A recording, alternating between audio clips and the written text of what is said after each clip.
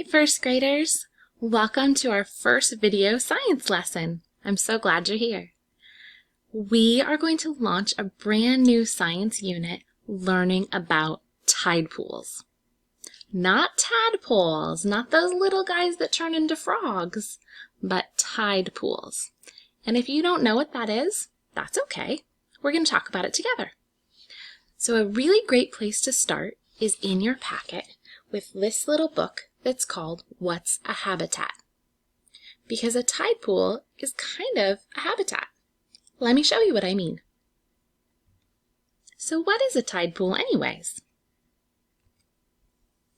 We have lots of great beaches in our area where the water meets the land, and sometimes there's rocks, sometimes there's sand, and there's even trees and other great things around sometimes.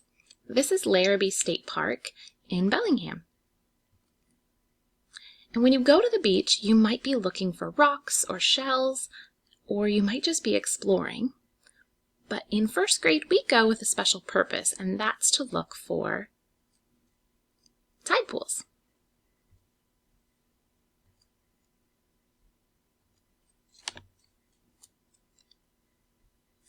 As you explore along the rocks, you might notice that the water actually moves out further on the beach sometimes a day and comes in closer, so there's less beach sometimes. That's called the tide.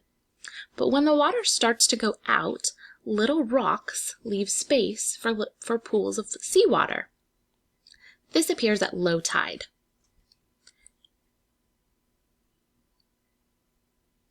These little pools, as the waves go out and there's more beach created, are a great place for sea life to live.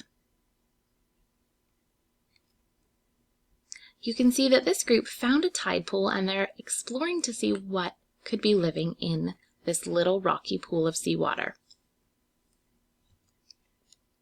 When you look closely, lots of things are moving and alive in a tide pool.